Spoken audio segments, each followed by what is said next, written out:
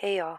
Okay, so we're gonna jump into the do now and then very quickly move on to notes.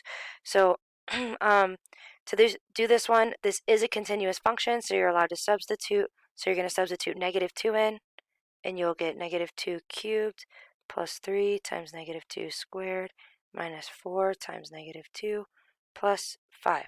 All right, and great news. In calculus, are you ready for the good news? In calculus, I do not want you to simplify. Once you get all numbers, I do not want you to simplify. I want you to leave your answer fully unsimplified. All right? So for the AP exam, it is better to leave your answer like this than to risk simplifying your answer. It's better to leave it like this than to risk simplifying your answer and not properly simplifying it, because you will not get credit if you don't simplify it correctly. Okay, let's move on. This problem.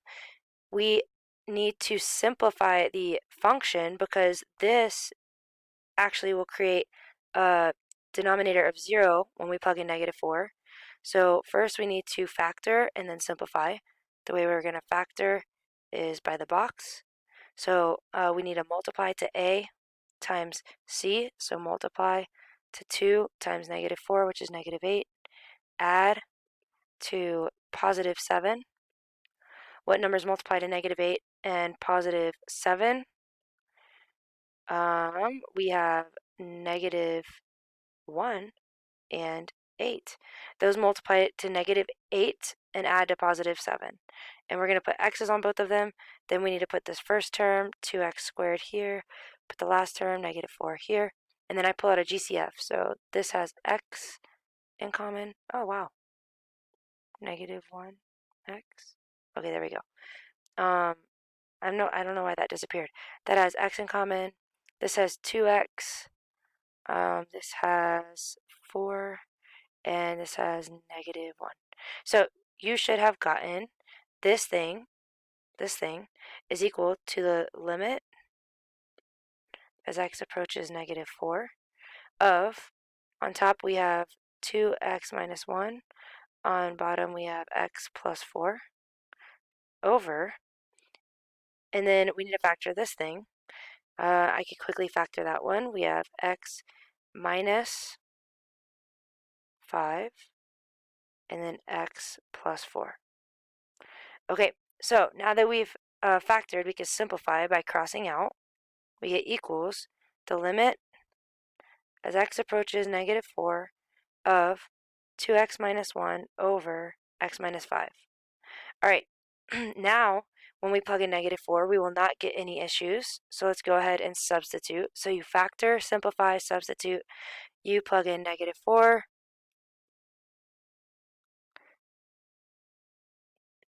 And again,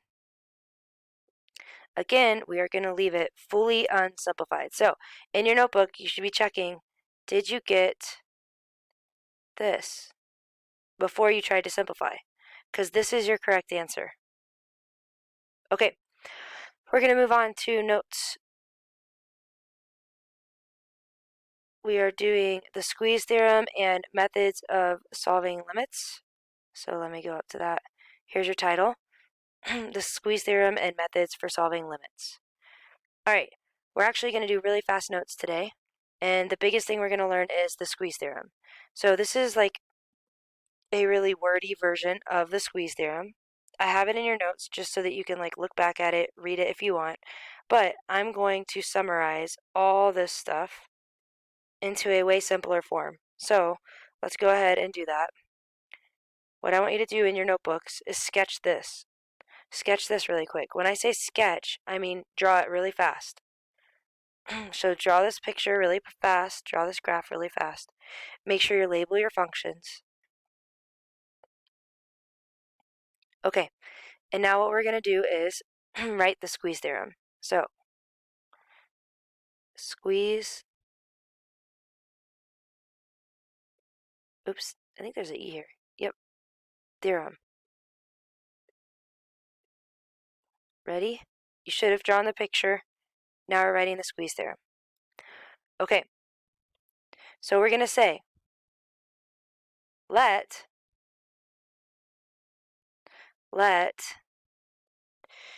I'm going to say this before I write it. Let g of x be in between h of x and f of x. So, to write that in math, I'm going to write it like this.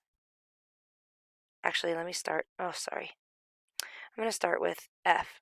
Let f of x be less than or equal to, it's on the bottom, so it's less than, g of x is in the middle, which is underneath or less than or equal to h of x. Okay, so this says let g of x be between f and h. That's what this is saying. Okay, and we're going to keep going, and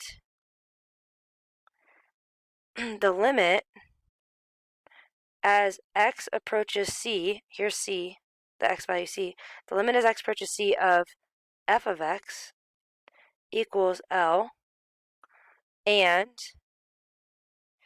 the limit as x approaches c of h of x equals L.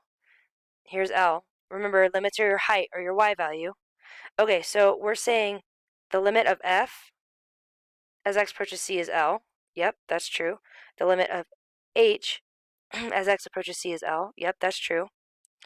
Then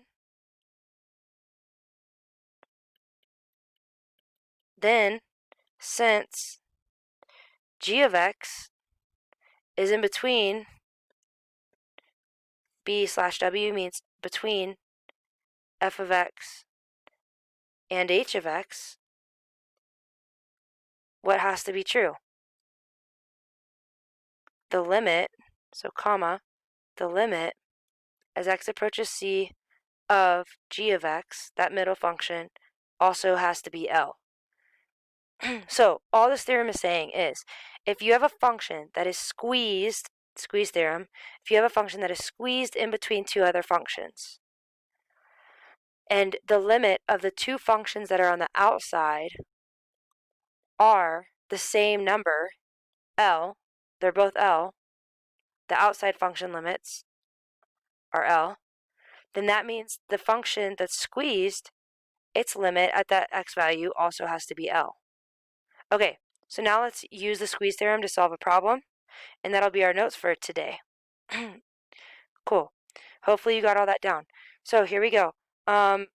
If 1 is less than or equal to f is less than or equal to x squared plus 2x plus 2. Okay, another way to say that is if f is in between 1 and x squared plus 2x plus 2. Then find the limit as x approaches negative 1 of f. So we're trying to find the limit of this middle piece. I'm going to zoom in. We're trying to find the limit of the middle piece. So what we're going to do, we want, here I'm going to write what we want, the limit as x approaches negative 1 of f of x. That's what we want. But it feels like we don't know anything right now about f of x. So instead, let's find the limit of the outside functions, the functions that f is squeezed in between. So we're going to say the limit as x approaches negative 1 of 1, that's one of the functions, equals. All right, here's one of those properties, limit properties or tricks. The limit of a constant, or the limit of just a number, is just that number, 1. The limit of 1 is 1. The limit of 6 is 6, no matter what your x is approaching. Okay, so this limit's 1. And let's do the other outside function. The limit as x approaches negative 1 of x squared plus 2x plus 2 equals, all right, continuous function. Continuous function, how do we take the limit? I want you to take this limit. Okay, so you should have gotten negative 1 squared plus 2 times negative 1 plus 2.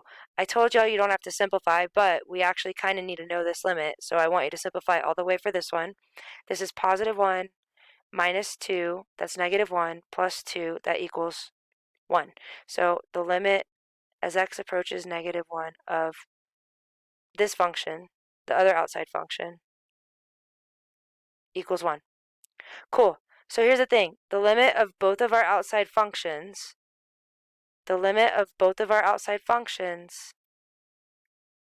is the same.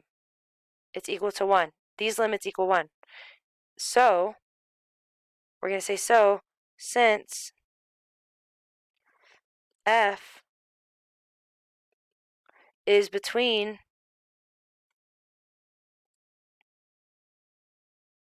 1 and x squared plus 2x plus 2, and then we'll conclude it has the same limit. The limit as x approaches -1, comma, the limit as x approaches -1 of f of x also equals 1. It has the same limit because it's squeezed in between those functions, so it has to have the same limit.